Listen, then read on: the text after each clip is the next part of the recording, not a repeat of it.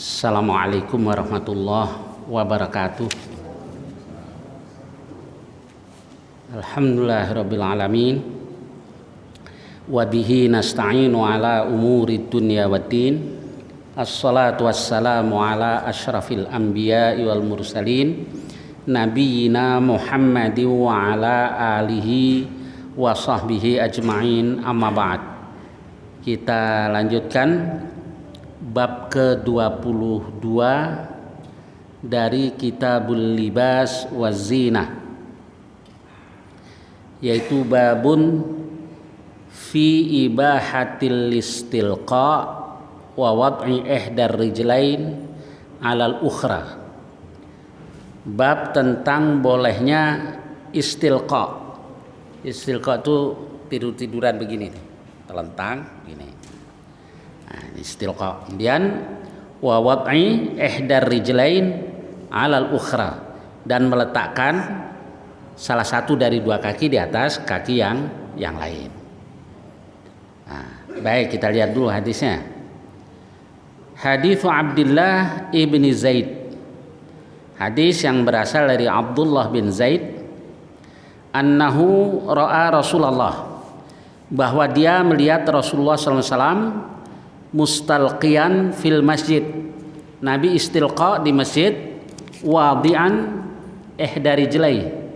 Nabi meletakkan salah satu dari dua kakinya alal ukhra, di atas yang lain.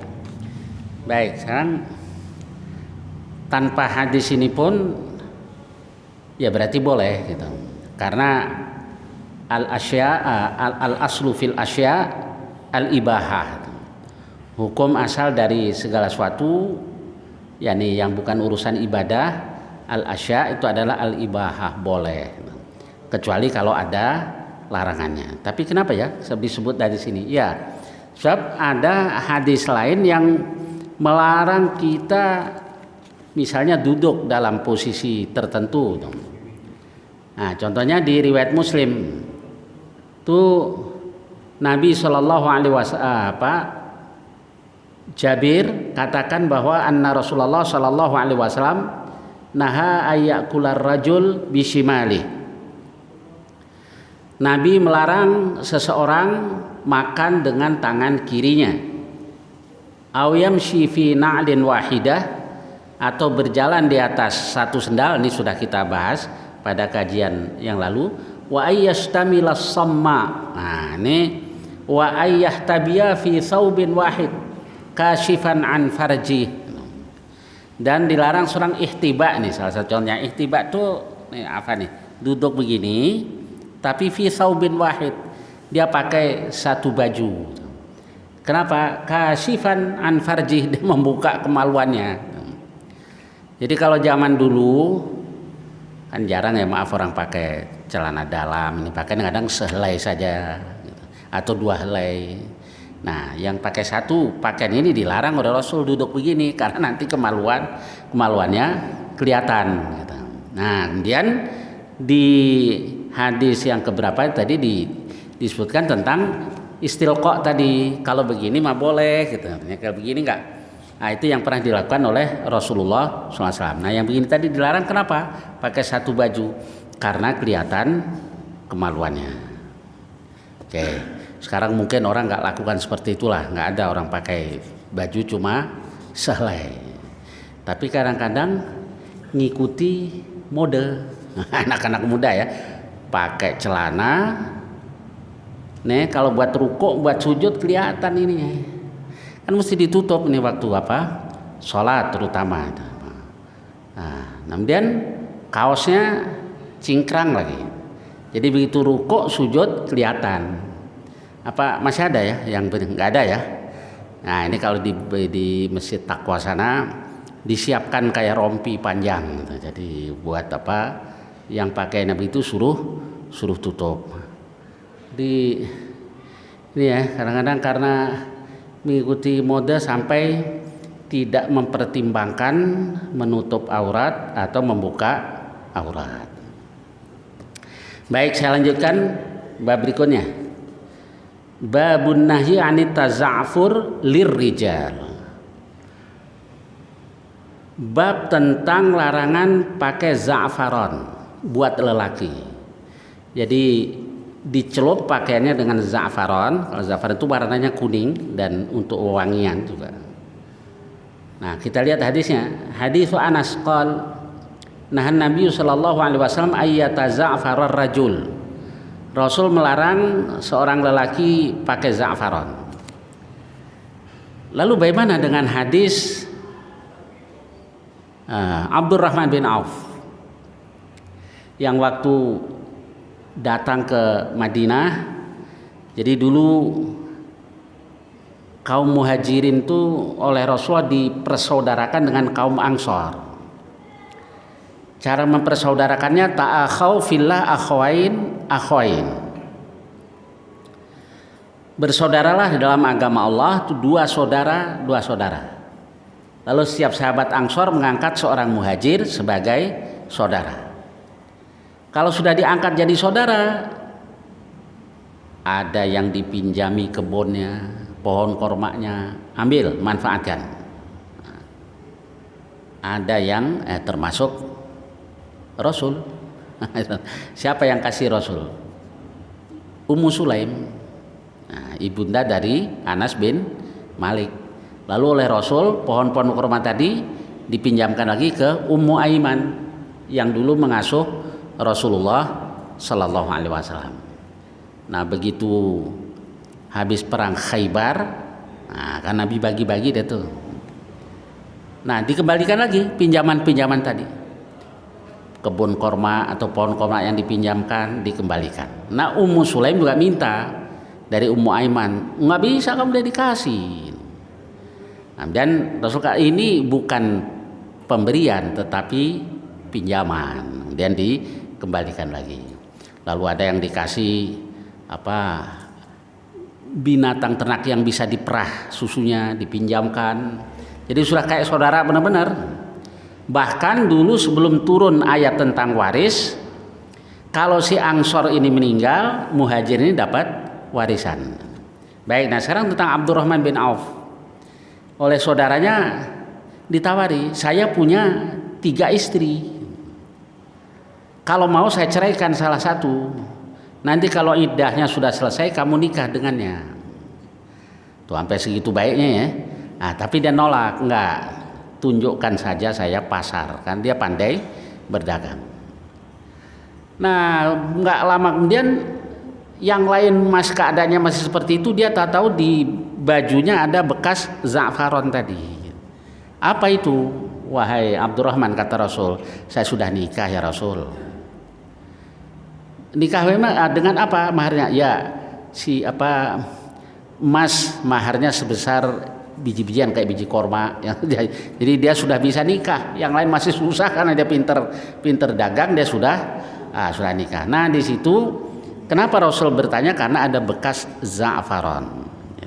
Baik, sekarang di hadis ini dilarang laki untuk pakai za'faron. Nah di antara para ulama ada yang katakan enggak, itu karena pas jadi pengantin aja, mungkin nggak sengaja terkena dari istrinya atau bagaimana, wallahu alam. Tapi kalau kita lihat hadisnya di sini dilarang lelaki pakai za'faron. Baik, kita lanjutkan babun fi mukhalafatil yahud fis sibghi. Bab tentang menyalahi kebiasaan Yahudi dalam hal mencelup atau mewarnai. Itu maksud nih mewarnai jenggot. Saya sama bapak ini mesti kalau mau afdal diwarnain, tapi jangan hitam. Selain hitam. Kalau yang masih hitam biarin, yang udah putih kayak begini.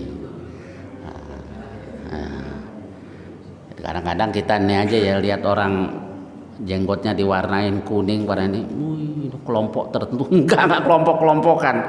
Ini memang anjuran dari Rasulullah SAW. Jadi kalau kita lihat ini itu kita lihat saja tuntunannya dalam Quran dan Sunnah Rasulullah SAW. Baik, hadis Abi Hurairah radhiyallahu anhu qol, Inna Rasulullah sallallahu alaihi wasallam qol, sesungguhnya Rasulullah SAW bersabda, Innal yahud wan nasara la yasbughun fakhalifuhum.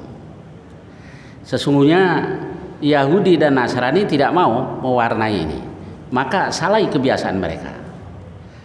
Nih, kalau di riwayat Ahmad dengan sanad Hasan yang berasal dari Abi Umamah, lafadznya begini: kharaja Rasulullah SAW ala masyakhotin minal ansar. Rasul keluar menemui orang-orang Ansor yang sudah tua-tuanya, bidun lihahum, jadi jenggot-jenggot mereka sudah putih. Faqal, lalu Nabi katakan, ya ma'syarul ansar, wahai senap kamu Ansar, hamiru wasaffiru wa khalifu ahlal kitab. Warnailah dengan warna merah atau kuning dan salahi kebiasaan ahlul kitab yang tidak mau mencelup atau mewarnai jenggotnya. Baik, itu yang ada di riwayat Ahmad. Baik, dalam urusan kecil-kecil seperti ini saja Rasulullah SAW memerintahkan kita untuk menyalahi kebiasaan Yahudi dan Nasrani. Ya contohnya, ahlul kitab nggak mau panjangkan jenggot, kita diperintahkan oleh Rasul. Ini dalam urusan kecil-kecil. Yahudi waktu itu nggak mau sholat pakai khuf, umat Islam dianjurkan pakai apa, dan seterusnya. Jadi urusan yang begini-begini saja kita diperintahkan untuk menyalahi kebiasaan ahlul kitab. Apalagi kalau sudah menyangkut urusan ibadah. Nah, kalau sudah menyangkut urusan ibadah nggak boleh kita menyerupai ahlul kitab atau orang-orang apa lainnya selain umat Islam. Baik, itu yang diajarkan oleh Rasul. Kenapa sekarang banyak orang ini ya yang sok Yahudi itu ya, ya pinter-pinter keblinger tapi. Nah, yang dicari apa kira-kira orang-orang seperti ini? Banyak pembela-pembela yang seperti itu juga banyak. Jadi sok Yahudi gitu. Emang ada orang Yahudi yang sok Islam? Kita aja yang aneh. Gila basah kata orang Betawi. Mereka aja biasa-biasa aja. Ngapa kita yang sok Yahudi? Ada yang sok Nasrani. Yang Nasrani nggak sok Islam. Ini gimana ya malah yang Islam kayak gini? Padahal kalau memang nabinya itu Muhammad Sallallahu Alaihi Wasallam, ikuti itu, khalifuhum, salahi kebiasaan mereka. Kecuali nabinya yang lain. Kalau ngaku Muslim ya, asyhadu an la ilaha illallah wa asyhadu anna Muhammadar Rasulullah. Kalau Rasulnya itu Muhammad Sallallahu Alaihi Wasallam, maka uswahnya adalah Rasul. Gitu. Jangan yang lain. Sudah, sekarang kayak urusan mentafsirkan Al-Quran saja. Ya, mentafsirkan Quran itu yang pertama dengan Al-Quran sendiri. Jadi satu ayat itu kan dijelaskan dengan ayat-ayat yang lain. Kalau nggak ada, yang kedua adalah sunnah Rasul dan Allah yang suruh. Wa anzalna ilaika dzikra litubayyina lin-nasi ma nuzzila ilaihim. Kami turunkan Al-Quran kepada engkau, wahai Muhammad, agar engkau jelaskan kepada manusia apa yang telah diturunkan kepada mereka. Jadi mufassir Al-Quran yang kedua adalah Muhammad Rasulullah SAW. Bagaimana Rasul menjelaskan ayat Quran? Bisa dengan sabdanya, bisa dengan perbuatannya. Kalau tidak ada, baru ulama-ulama yang lurus dulu, baru menggunakan ra'yu gitu. Itu kalau tidak ada penjelasannya dalam Quran maupun dalam hadis. Itu pun bukan berarti ra'yunya itu bebasnya tidak boleh juga bertentangan dengan ayat-ayat dan juga ayat-ayat yang lain dan juga dengan hadis-hadis Rasulullah Shallallahu Alaihi Wasallam. Kita ini kan diajari oleh beberapa orang supaya liberal serba boleh nanti, serba boleh. Apa yang haram juga buat orang liberal, apa yang haram? Semuanya boleh. LGBT boleh, menyerupai Yahudi, Nasrani boleh, semua serba boleh. Kalau semua serba boleh itu bukan agama. Cuma main-main aja, bukan agama. Kalau namanya agama apapun itu pasti ada perintah-perintah. Ada juga larangan-larangan. Meski kalau kita lihat ada perintah-perintah atau larangan-larangan atau taklif tadi di satu agama itu terlalu memberatkan. Ada juga yang cuma kayak main-main aja. Nah, yang sedang adalah Islam. Jadi perintah-perintah Allah, syariat Allah dalam Al-Quran dan Sunnah Rasul itu sudah sesuai dengan kemampuan manusia. Kalau manusia mau mengerjakan, la yukallifullahu nafsan illa wus'aha. Itu pun dalam kondisi-kondisi tertentu ada dispensasi, ada rukhsah, ada kemurahan. Puasa lagi safar boleh berbuka, tapi fa'iddatum min ayyamin ukhar dan seterusnya.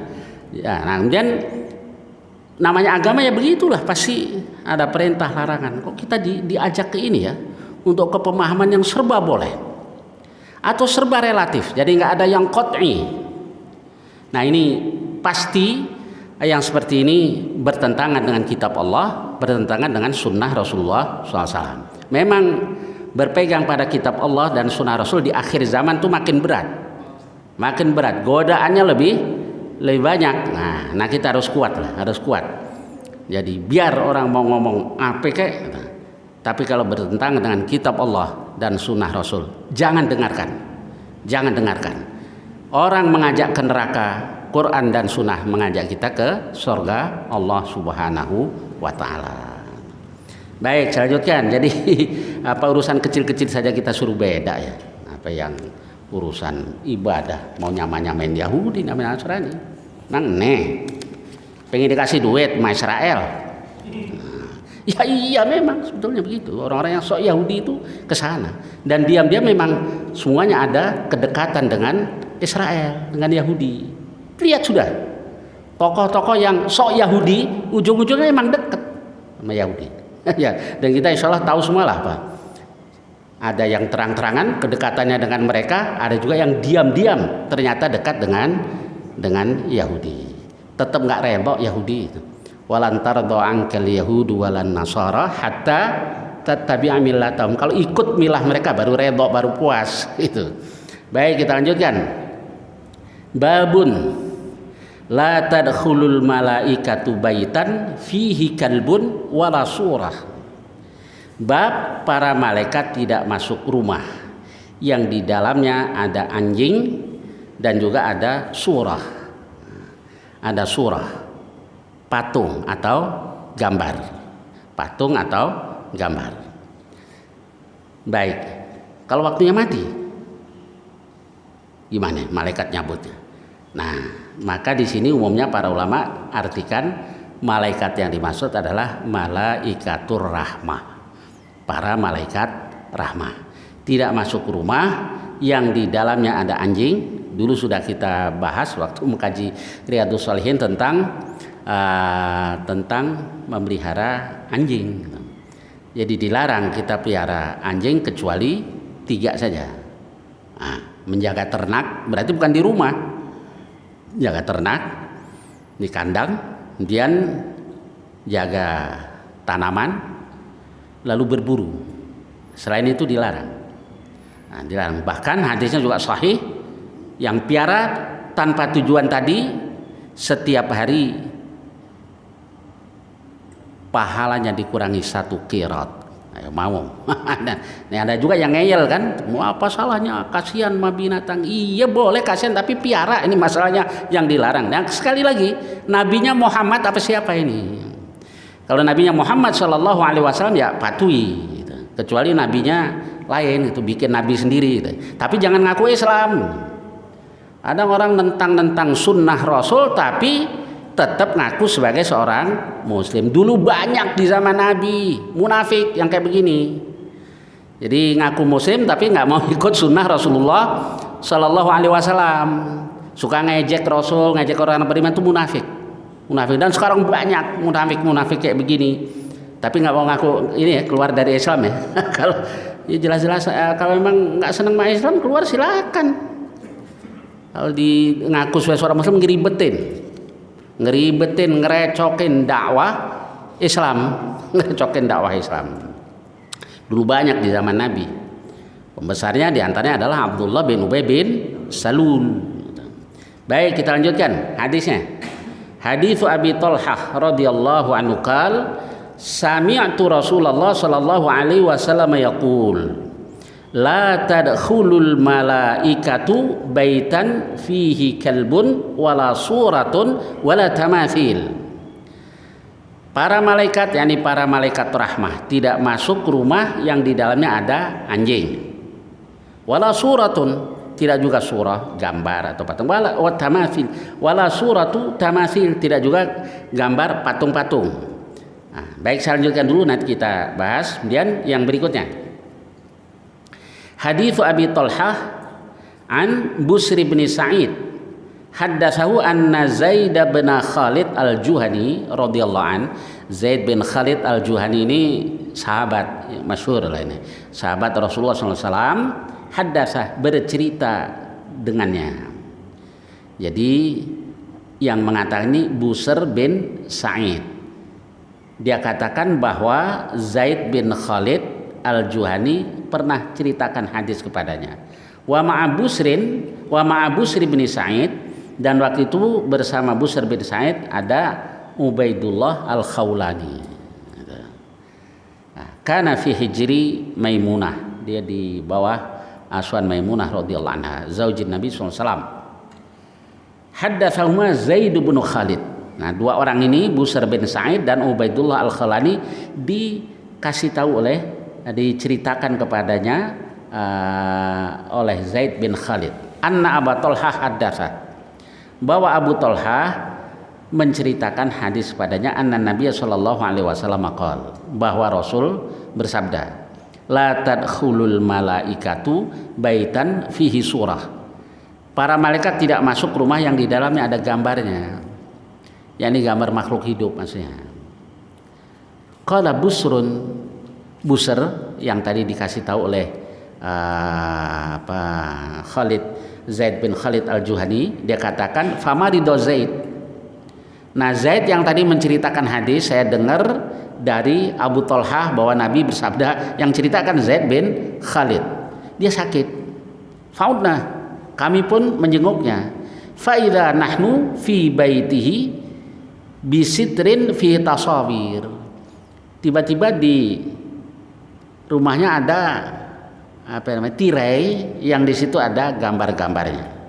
Fakultu, aku katakan di Ubaidillah al-Khawlani, dulu waktu dia ceritakan kedua orang ini, Busr bin Sa'id dan Ubaidullah al-Khawlani, alam yuhadditsna fit tasawir, bukankah dia telah ceritakan hadis kepada kita tentang gambar? Faqal, dia katakan, yakni Ubaidillah katakan, innahu qal illa raqmun fi saubin, kecuali ya coret-coretan, lukisan di baju.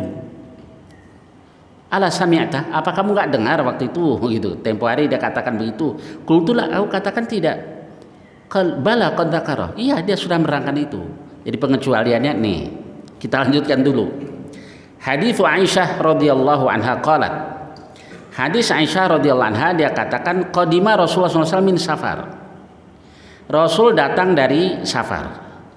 Waqad satartu biqiramin li ala sahwatin li fiha tamathil, saya menutup dinding saya, tembok saya dengan sahwa, dengan hording lah, tirai, fiha tamathil, yang di situ ada gambar-gambarnya. Falamma ra'ahu Rasulullah SAW hataka, ketika Rasulullah SAW melihatnya, Rasul menariknya. Waqal asyaddun nasi adzaban yaumal qiyamah, manusia yang paling berat siksanya di hari kiamat adalah alladzina yudahuna bi khalqillah, yang menyaingi ciptaan Allah. Qalat, Aisyah katakan, faja'alnahu wisadatan aw wisadatain, lalu kami jadikan satu atau dua bantal. Jadi tirai tadi dijadikan bantal, jadi satu atau dua bantal. Lanjutin dulu ya. Berikutnya hadits Aisyah ummul mukminin radhiyallahu anha, annaha ishtarat namruqah fiha tasawir, dia membeli ya semacam inilah tirai yang ada gambar-gambarnya. Falamma ra'aha Rasulullah SAW, ketika namruqah itu kayak bantal kecil-kecil gitu lah, bantal kecil-kecil yang ada gambar-gambarnya. Kemudian falamma ra'aha Rasulullah SAW qama 'alal bab. Ketika Rasulullah SAW melihatnya, Rasul berdiri di pintu. Falam yadkhulhu, Nabi nggak masuk. Fa'araftu fi wajhihil karahiyah. Saya tahu bahwa di wajah Rasul ada ketidaksukaan, Rasul nggak senang tuh.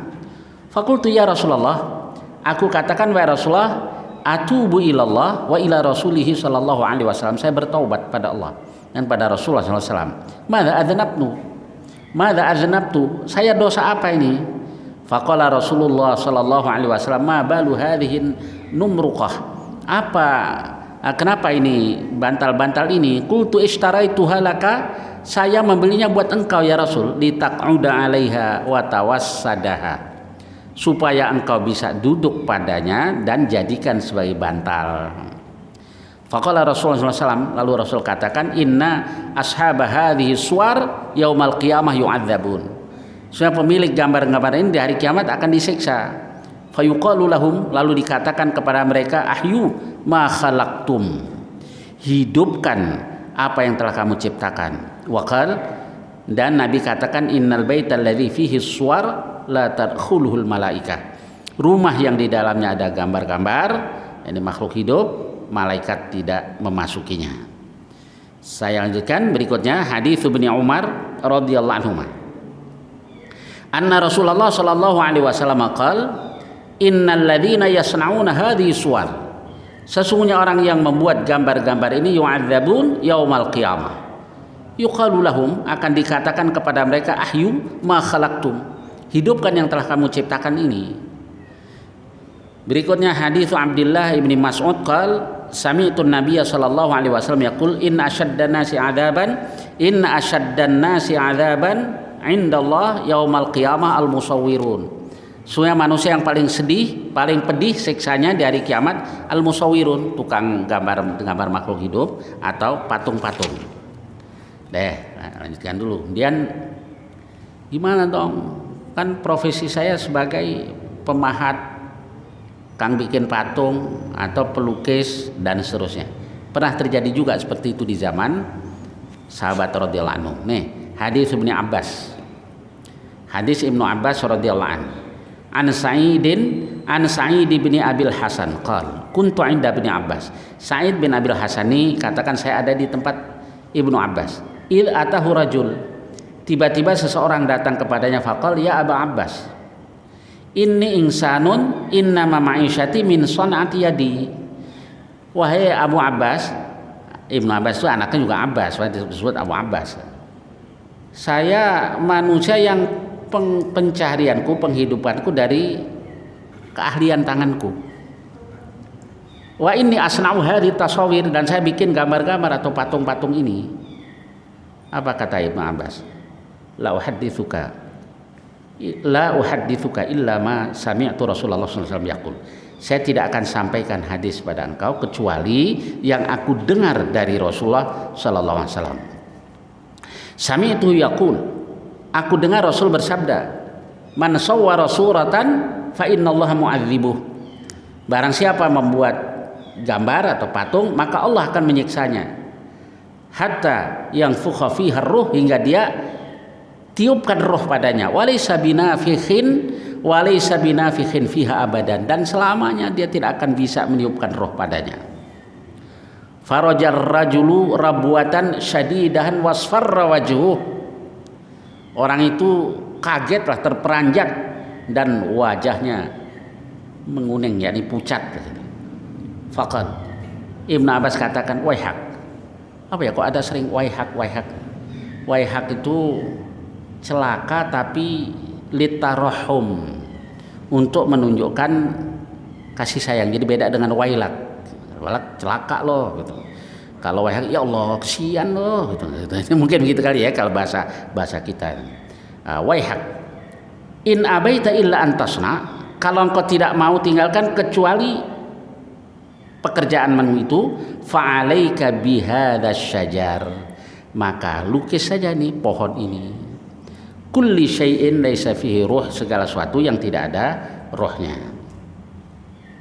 Satu hadis lagi dari bab ini, hadits Abi Hurairah an Abi Zur'ah qala dakhaltu ma Abi Hurairah radhiyallahu an daran bil Madinah. Saya dan Abu Hurairah masuk ke rumah yang ada di Madinah. Fara'a a'laha musawwiran yusawwir. Dia lihat di atas ada orang yang menggambar atau membuat patung. Qala sami'tu Rasulullah sallallahu alaihi wasallam yaqul, dia katakan aku dengar Rasul bersabda, wa man azlamu mimman dhahaba yakhluqu ka khalqi falyakhluqu habbatan wal yakhluqu dzarratan.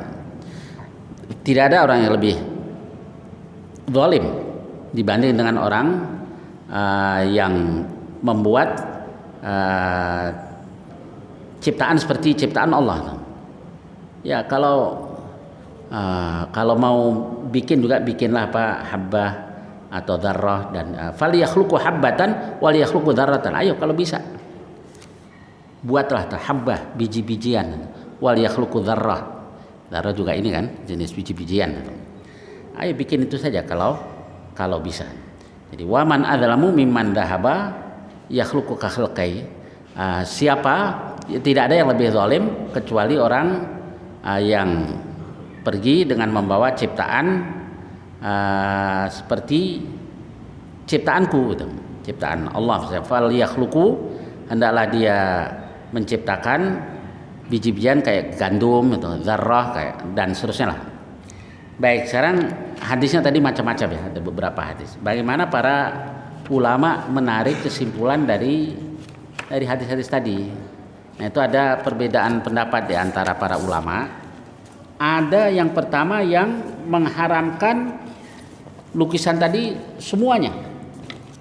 Jadi apapun bentuk lukisan tadi diharamkan. Tapi ada juga yang berpendapat lain. Nanti bisa dilihat di Fathul Bari. Ibnu Hajar Al-Asqalani menjelaskan tentang berbagai pendapat tadi. Yang pertama, tadi Nabi Shallallahu Alaihi Wasallam katakan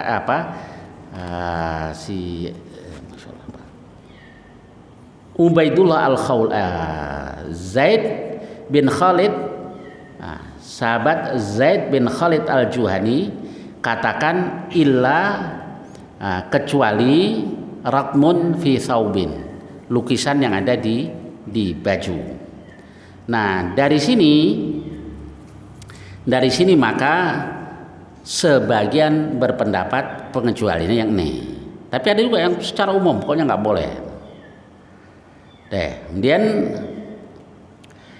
hadis 1365 Aisyah radhiyallahu anha yang kemudian menjadikan tirai yang ada gambarnya tadi menjadi 1 atau 2 bantal.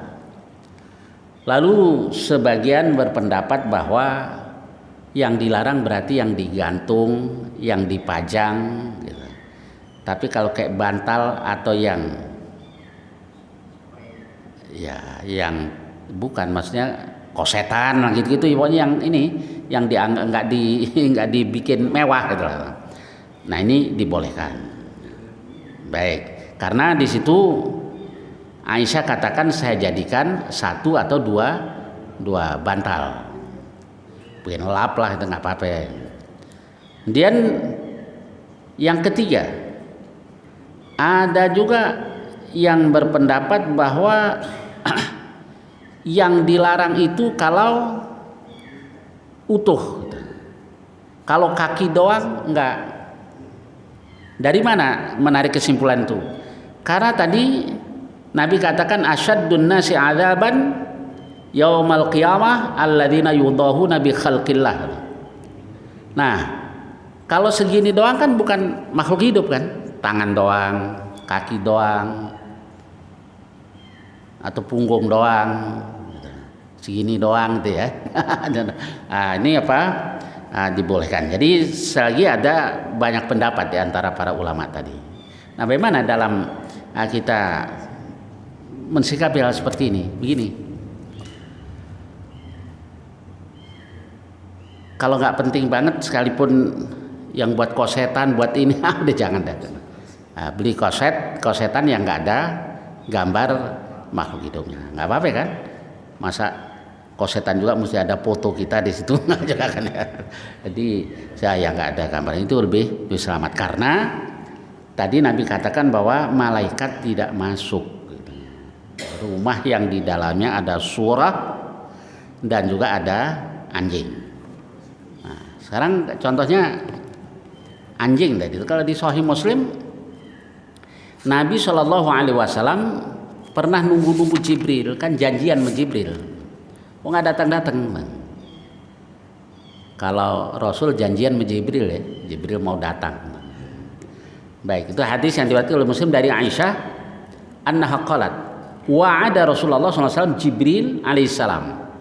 Rasul bikin janji dengan Jibril fi sa'atin ya'tihi fiha, di satu waktu yang Jibril mau datang. Faja'at tilka sa'ah wa lam ya'ti. Nah, waktu itu sudah datang, tapi Jibril nggak datang juga. Wa fi yadihi 'asan fa alqaha min yadihi. Nabi lagi pegang tongkat, taruh tongkatnya. Wakal dan Nabi katakan ma yukhlifullahu wa'adah wala rusul. Allah tidak akan menyalahi janjinya. Utusan-utusan Allah juga tidak akan menyalahi janjinya. Nah, Jibril kan juga utusan Allah. Tsummal tafata fa idza jirwu kalbin tahta sariri.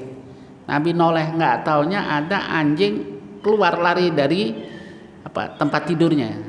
Jadi ada anjing masuk ke tempat Rasul. Faqal, lalu Nabi katakan, ya Aisyah, mata dakhala hadzal kalbu hahuna. Ini anjing ini kapan nih masuknya ke sini? Faqalat, wallahi ma daraitu. Demi Allah saya tidak tahu ya Rasul. Fa amara bihi fa ukhrija. Jadi Nabi perintahkan lalu dikeluarkan. Jadi ada anjing di bawah tempat tidur Rasul. Faja'a Jibril. Lalu datanglah Jibril. Faqala Rasulullah SAW. Lalu Rasulullah SAW bertanya, wa'attani fajalastu laka falam ta'ti.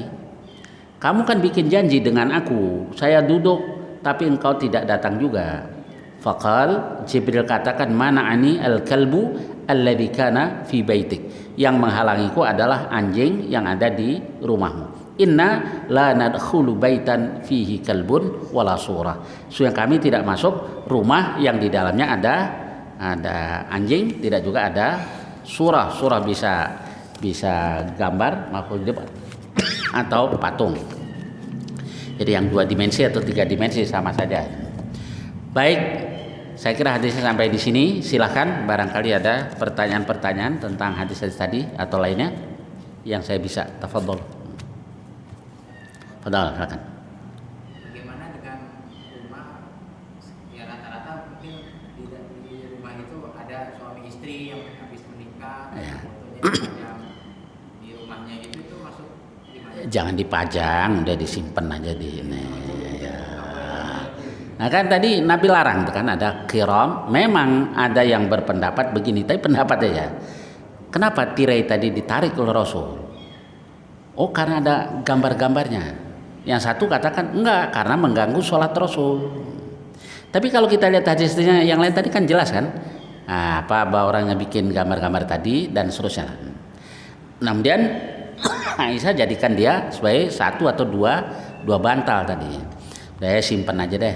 Lagi pakai dipajang-pajang orang jadi ini. Begitu taruh depan ruang tamu. Bang, bini abang cakep juga ya. Ya kan jadi. Kalau misalnya foto-foto Habib gitu diputar. Alah sudah nggak ada manfaatnya. Nggak ada manfaatnya. Di rumah saya nggak pasang, mau jenderal siapa kayak saya nggak pasang, karena saya nggak takut kalau malaikat tidak masuk rumah. Bagaimana kalau mereka yang menyesat kayak seperti mereka kerjanya itu kan kayak digital printing gitu kan, Ya. dan dia nge-print foto orang dipajang, itu mereka masuk kategori. Ya mestinya jangan dipajang begitulah, contoh-contoh aja nih gitu. Kan mereka misal kayak foto sekarang nih caleg gitu, misal fotonya itu gimana? Ya. Pembuatnya gimana? Masuk kategori Ya kerjasama.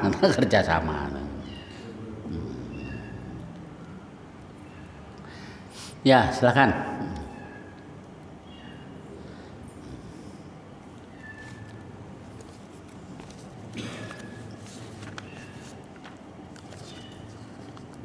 Kalau rumah itu mereka yang pemahat gitu, kalau mereka gambar pohon ya apa?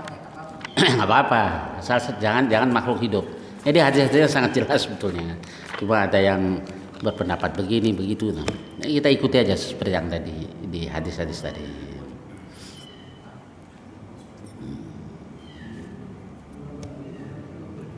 Nah, sekarang kayak patung. Nah, di antara mudaratnya nih. Ini di antara mudaratnya saja. Kaumnya Nabi Nuh alaihissalam dulu membuat patung itu tujuannya baik, bagus tujuannya. Jadi dulu kan belum ada foto, belum ada ini.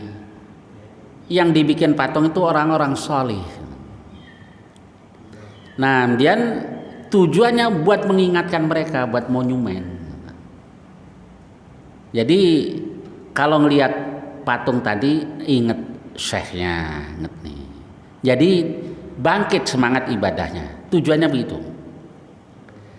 Nah, ketika para pembuat patung ini sudah pada meninggal, datanglah syaitan dan katakan, dulu leluhurmu ini kalau minta hujan, minta ini itu melalui patung-patung ini. Nah, maka setelah itu orang kemudian mendatangi berhala-berhala tadi bukan untuk minta, tidak, tapi buat tawassul. Ma na'buduhum illa liyuqarribuna ilallahi zulfa. Kami tidak sembah mereka melainkan supaya mereka ini mendekatkan kami kepada Allah dengan satu kedekatan. Jadi itu jelas ayat itu sebenarnya. Itu bukan buat tawasul, bukan minta ke patung-patung tadi, tidak tawasul. Dan itu hanya sebagai monumen. Nah, kemudian atau yang kedua, haula'i syufa'auna indallah. Mereka itu yang jadi pembela-pembela kami, pemohon-pemohon syafaat buat kami nanti di hadapan Allah. Begitu syiriknya kaumnya Nabi Nuh alaihissalam. Jadi mesti hati-hati. Ini biasanya membawa ke sana gitu ya. Kayak tadi Bapak usahanya dipajang gede-gede, bisa lama-lama ke sana. Bukan Allah yang di ini ya. Nah, deh sekarang syiriknya orang-orang Arab. Bagaimana mereka jadi musyrik?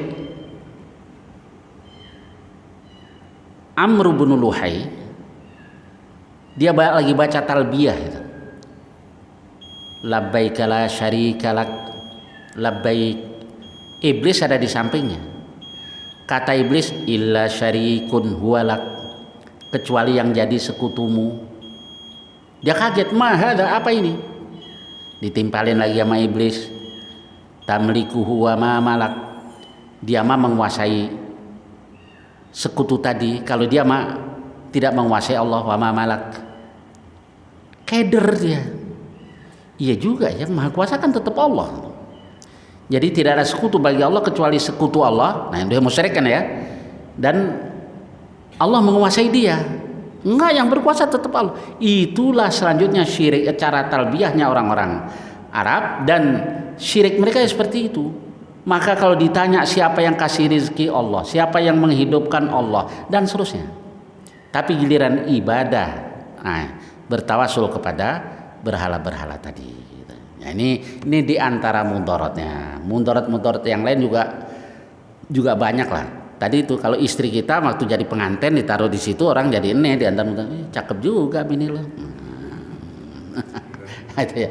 Kalau yang orang kita anggap tokoh lama-lama, nah jadi berlebihan nanti. Deh pokoknya yang dilarang Rasul ya sudah kita tinggalkan, insya Allah selamat dunia akhirat. Karena qudwah kita, uswah kita adalah baginda Rasulullah Sallallahu Alaihi Wasallam. Baik, saya kira sampai sini ya. Mudah-mudahan banyak manfaatnya. Wassallallahu ala nabiyyinal Mustafa Muhammad wa ala alihi wasallam. Walhamdulillahirabbil alamin. Assalamualaikum warahmatullahi wabarakatuh.